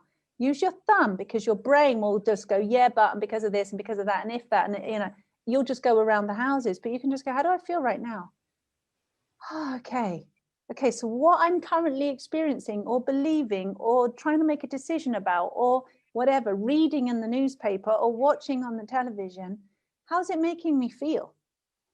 And if it's not bang on, or if it's really, you know, making you feel bad, I will bet you every penny you have in your bank account that it's not true. It's not actually true.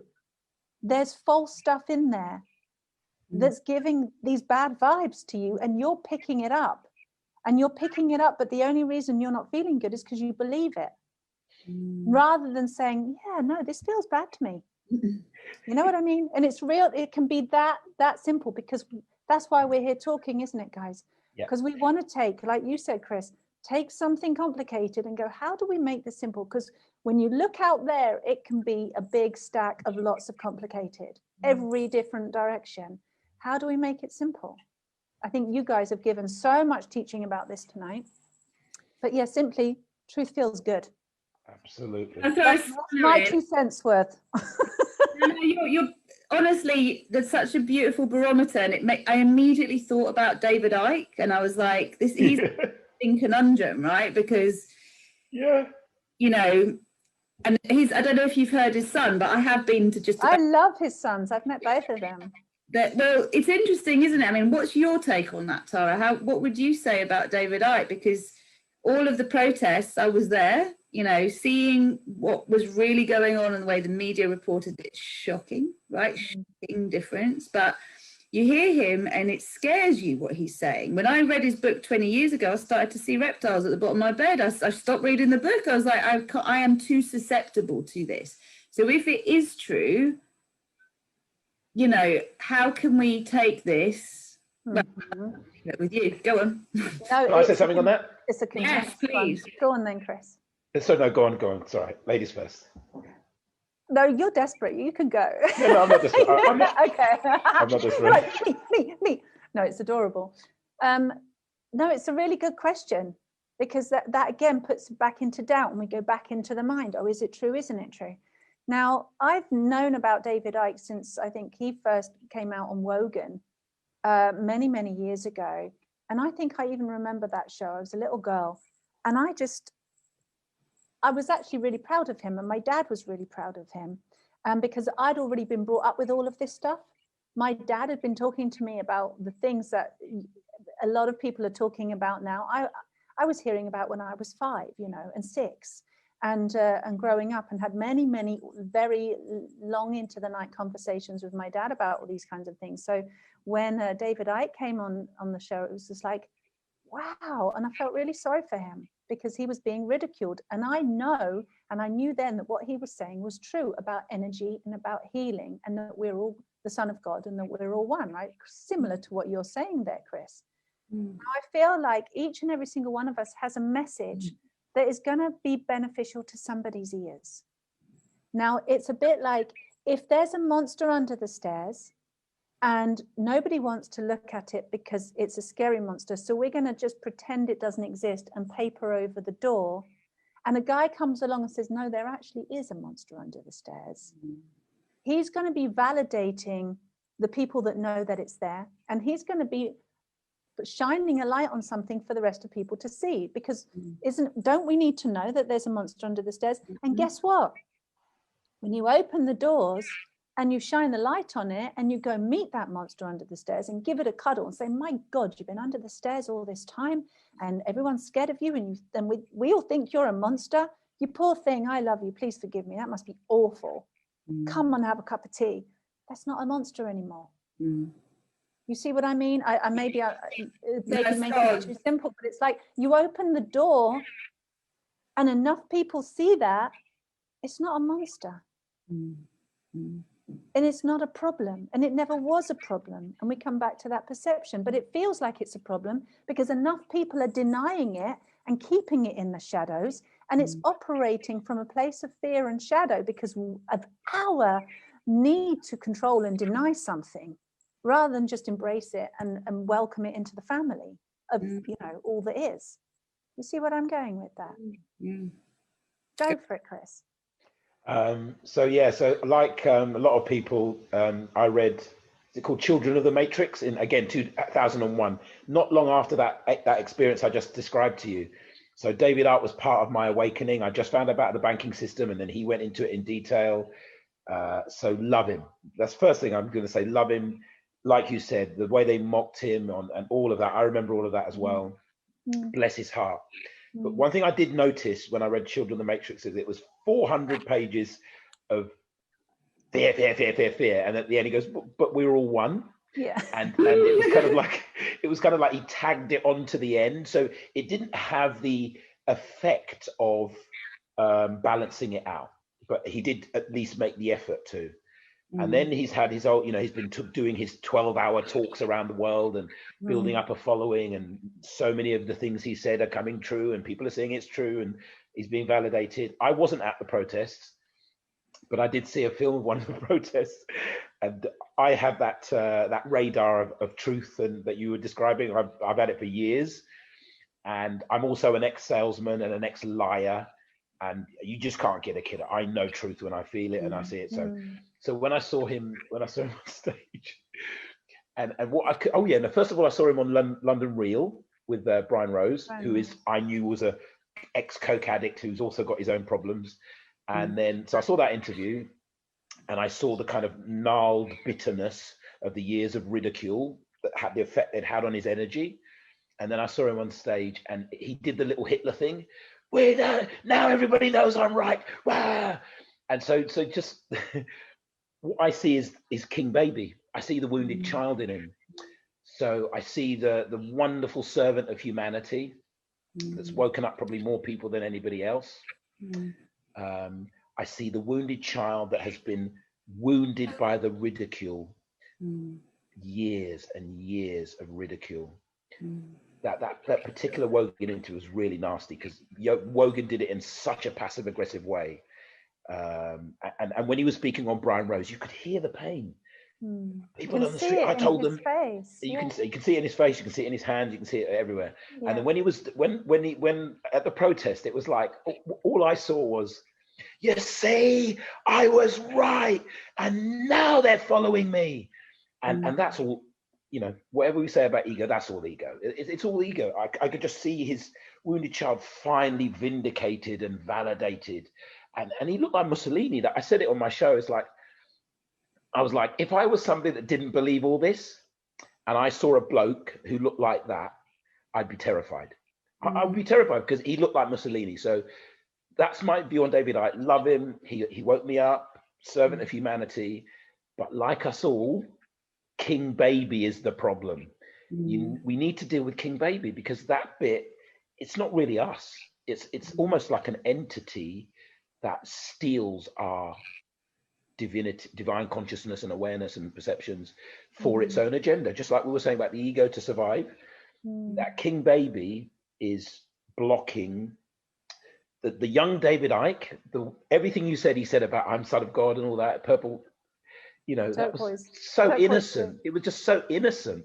And I just think the mockery and everything that's happened to him has calcified this entity, King Baby, in him. And I can't separate the two out now.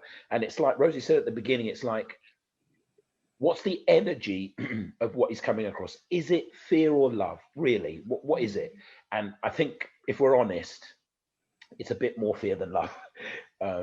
Yeah. And if we can listen to, and not just David Icke from what you've said, but anybody, including ourselves, where there's truth there, there's goodness there, there's service there, there's innocence there, there's love, there's all these beauty. You can see the soul, and yet we can also see the wounding.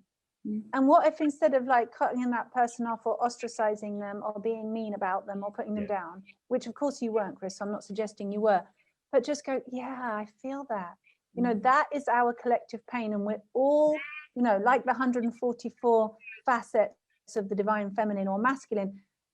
How many facets of the wound have we experienced?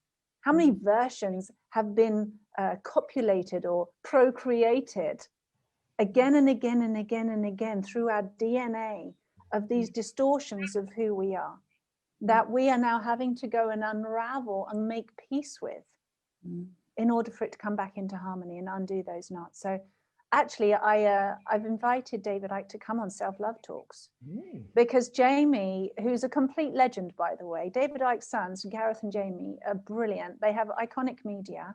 I think it's Iconic or Icke. Yeah, it's iconicmedia.com. Go check it out. And they actually did an I Love You Me series with me on there. And they've got loads of other cool, really, really cool stuff. And I've said to them, guys, do you think you could get David on Self-Love Talks? Because he initially, it was all about love and healing for him. He was well into all the alternative healing way back in the 80s. And then, of course, as he discovered all this other stuff, It's like when you learn something and somebody takes the roof off your world and you see it and other people are ignoring it, of course you want to point it out. But I think for all of us, we have to come to a point where, and myself included, where you go, yeah, maybe it doesn't matter if people are hearing me or not hearing me. That's my journey. Let me acknowledge myself. Let me validate myself. Let me know what's true and real for me, and just own it. And then it's like you kind of you short circuit the loop. Or what am I trying to say? It's like the shortcut. Can I quickly affirm that? And the reason that I see it in David Icke as per usual is because I know it in myself. So I was a money reformer about the banking system. I'm famous for it for years and years and years, telling everyone how the banking system worked, trying to wake everyone up, blah, blah, that ridiculous thing. And I remember once I snapped at my girlfriend in a restaurant because she said something along the lines of, well, maybe it's not that bad, the money system also, like after and I wow, like this demon came out of me. What are you doing? And I hammered her for the rest of the meal. And afterwards, I kind of woke up and I thought, what the fuck was that? And I realized that this king baby had attached itself to Paradox, the money reformer, people waker upper, and king baby doesn't care about my girlfriend, doesn't care about my relationship, doesn't care about my actual life. It only cares about being right about the banking system. And it's a very common thing. A lot of conspiracy theorist types. Well, it's a bit of a savior profile, isn't it? Yeah, exactly. It's like, everybody listen to me, look at me, I'm trying to point out the truth. Yeah. I did it with vaccines. I was pregnant teacher and baby yoga teacher, terrifying everyone. Vaccinate your kid. But if you think about it, you're totally pointing out again look, I'm right, which is that validation we need. Think about what's been going on with Trump and with Biden, etc. And like, actually, how many people who've been waiting to say, I told you so on the holistic alternate scene have suddenly gone, oh shit, right? Like now we don't. Yeah. And it's it's all in all of us, isn't it? There is that, I know this is real and no one can see it yet. I must keep, and it's like, oh, I'm coming from fear. I'm really scared. Okay. But actually maybe it is also part of what I've chosen as my soul's journey, to be the one that points it out and takes the stick. And, I'm learning a lot about this in the process. We're having fun discussing it, aren't we? But in the end, we're living it. And we're living it. That's it. That's the thing. And that's the beauty, that we are actually living it. We're in this most magnificent story. And at the end of the day, isn't everywhere we look a gift? And isn't everything an angel? Isn't everything God? Everything is love. Is that beauty? Is that grace? Doesn't matter if it's Trump or Biden or, Rothschild or, the other guy, Bill. It's like, they're all angels, right? They're all angels. Perfect children of God. Playing a fun game with us to remind us who we are. So through those eyes, sorry for your pain. Thank you for showing up and playing. It's just that perfect moment. And so if there's anything that I could wish more for myself on my birthday next year, so I don't do that again. And if anything I can wish for all people for their right now being born in this moment day, it's just to really come back to that place and go, what if everything, like Chris said, what if everything I see around me is a gift and is an angel?